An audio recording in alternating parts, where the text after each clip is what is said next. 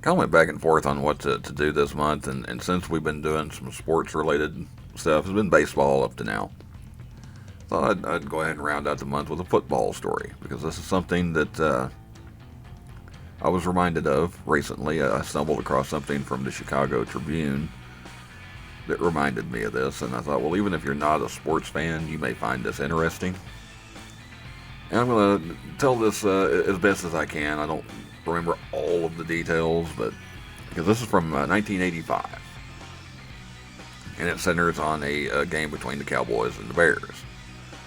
And just to set the stage a little bit, this was 1985. Tom Landry of the Dallas Cowboys. He was still the head coach of Dallas, and of course the big thing with him, he was the only coach the Cowboys had up to that point in their 26 years of existence.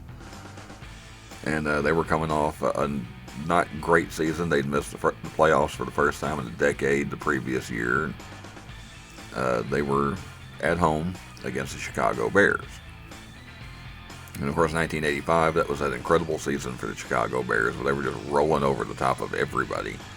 Now, they only lost one game all year, plowed through the playoffs, and then destroyed the Patriots in the Super Bowl. And of course, a big thing was made out of all the assistants under Tom Landry over the years that were at that point head coaches in the NFL. And of course, Mike Ditka was one of them. He had been an assistant, also played for the Cowboys before that. The Chicago Sun-Times decided they wanted to do kind of a sports-related human interest story. And so they sent a reporter. I'm not going to give his name. It's out there if you want to find it. But they sent a reporter down, but they were expecting something from the Dallas area. Well, they sent him down to Texas, and he ends up coming back with a story from a little town called Eden, Texas. Now, if you've never heard of Eden, Texas, that's no surprise. It's a little town. I think there's probably about 15, 16, 1,700 people there, maybe. At least at the time. I think they're around 2,700 now. They were a little bit smaller back then, I think. But it's not a very big town anyway. And if you've been around my channel, you've probably seen me put up videos from Menard, and it sits kind of between Menard and San Angelo, way down there in South Texas. He comes back with a story from there, which is kind of weird because that's not really that close to Dallas or the Dallas-Fort Worth area, but it was a really well-written story. And so that's really interesting. He had gone there and met up with some locals, and he ended up at a place called Bonner's Bar. And he gives all of their names. I don't remember all of them now, but the one that stood out was Jefferson Davis Bonner, because he's the one that owned the bar. It's called Bonner's Bar. And he wrote this story about his experience sitting with all of these small-town Cowboys fans, getting ready for the game. And he got challenged to a game of pool by one of them, and they said, well, I'm going to whip you like the Cowboys are going to whip the Bears. And they were making little bets and stuff like that. And as the game was getting ready to get started, they were going to start placing their bets. And a guy they called Buster is an old rancher there. He said, I can't make a bet. I've already made my bet for the weekend. And they were like, well, who? He said, well, I made a bet with my wife. He said, if the Cowboys win, she can't bother me the rest of the year. If the Cowboys lose, then I can't watch any more football until the Super Bowl. And it looks like the story was just about his experience there and how the mood took a downturn because the Bears just absolutely destroyed the Cowboys. Beat them 44-0.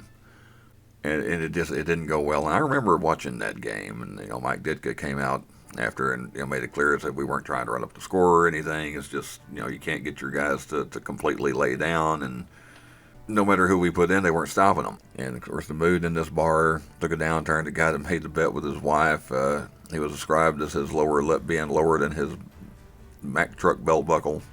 This was a really interesting look at small town life and these Cowboys fans. Well, they ran it. Very, very popular story. Picked up by other sources. And everybody loved it. But there was one guy, I believe his name was Mike Royko.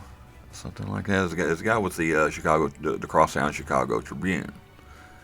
He read that story and he looked at it and said, "Yeah, that's a really good story. That's a little too good. It's a little too perfect. Something doesn't quite smell right." And so a couple of days later, the day after the story was printed, he wrote a column questioning it, saying that's so I see I'm kind of seeing some things that aren't quite fitting right here. Well, when the bosses at the Chicago Sun-Times this came out, they actually said, "Yeah, we're kind of wondering about that ourselves." And it got to the point that one of the editors and this reporter that wrote the story actually flew to Texas, flew into Abilene, which I don't guess San Angelo has an airport, so Abilene's probably the closest airport. They flew into Abilene, drove down to Eaton, and he said, "Okay, I want you to show me where this bar is. I want to talk to some of these people." They get to Eaton. He can't find the place. He's driving all over town, and he starts making excuses, saying, "Well, I can't find it. I followed the guy in my car.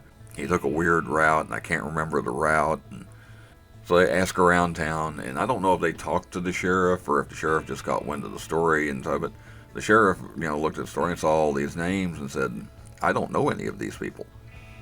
And of course, little town, around 2,000 people down there. He's the sheriff. He's probably gonna know at least a couple of them.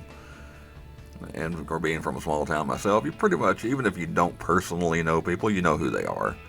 He didn't know any of them. And so not only was there not a Jefferson Davis Bonner, there was not a Bonner's Bar. Not only was there not a Bonner's Bar, Eden didn't have a bar. So apparently, this reporter came down and made this entire story up. Now, he would defend himself. He to this day, he still insists that it's true.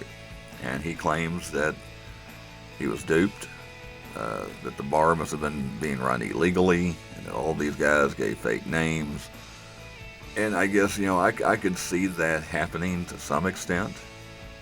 I could see some crocodile ranchers and cowpokes saying, "Well, we're going to get this big city reporter. We're just going to, give it." And of course, if they were operating the bar illegally, you might want to give fake names. But if you're operating something illegally, are you going to bring a reporter into the middle of it? But after all of this, after he was questioned and all they actually, when they went to fly back to Chicago, they got back to the airport in Abilene, and the editor just looked at him and said, "It might be best if you just turned in your resignation."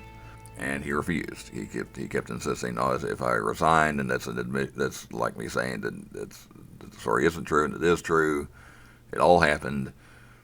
And the next day he was released, I guess, let go, fired. But today he insists to this day that it is indeed a true story. Some 30-something years later, and I don't know. I just if he were younger, because he was 34 when the story was printed. If he had been like some kid just fresh out of college and wanting to make a big splash and wanting to make a name for himself, I maybe could say, okay, maybe he made the thing up. But he was in his mid-30s, and like I say, Eden is just a weird place to end up from Dallas. If it had been someplace like Decatur, or even coming somewhere like where I live, even though we don't have a bar. But you would also think if he's just going to show up in this little town, maybe he's going to look up a place to go. How did he end up meeting these people that led him to this quote-unquote illegal bar? But oddly enough, today, that same fella is actually working is actually teaching. He's part of the faculty at Columbia College in Chicago, where he teaches writing and such. I can imagine him thinking, well, it's a little town down there in southwest Texas. Who's going to know? Well, apparently, maybe he made his story too good. Tom Landry had him as a little more, had his creativity for calling plays that day, then maybe that would have been a different outcome in that game. But, all right, well, that's the Cowboys-Bears fake story. I hope you enjoyed that. I did want to just throw out for the regulars here. I'm going to take a little break from my normal routine. I just need to take a little break from the editing. I was working a lot of hours there for a while and finding it hard to keep up with everything. And I'm experiencing a little bit of burnout. Not feeling particularly, I guess I'm just feeling a little uninspired at the moment. So I think what I'm going to do through the December, through the last month of the year, everybody wanted me to read stories. The story reading seems to be going well. I think I'm going to see if I can find some Christmas stories or something to read through December. Just take a break from stuff like 5 things and YouTube suggestions, which it takes a lot of editing, a lot of time. I don't know how long. I guess just until I get ready to do another one. But okay, for our small channel promotion this time around, we're going to take a look at another Texas channel that may remember that Cowboys-Bears game. Road Odyssey. He's getting close to 1,000 subscribers. He's got 928 subscribers. He concentrates mostly on cars. He does, speaking of visiting small towns, I know he goes to small towns because he's got video of it.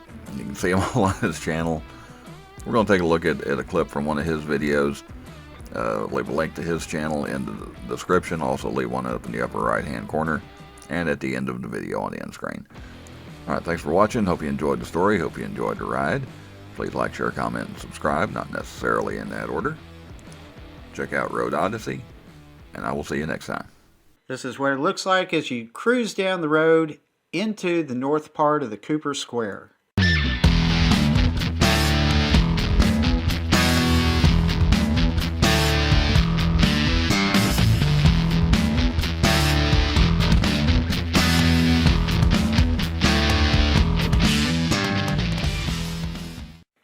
Here is a very quick look at the Cooper Square. Lots of neat old buildings here. Just a lot of your run-of-the-mill businesses, along with a couple of restaurants. But with a gazebo in the middle and plenty of shade, this is a very nice place to visit. Poor Willie, on his way up to the cruise in, he drove through a swarm of bees. Really like his hand-built or rebuilt and customized Harley Davidson. Beautiful bike, added all the red accents recently.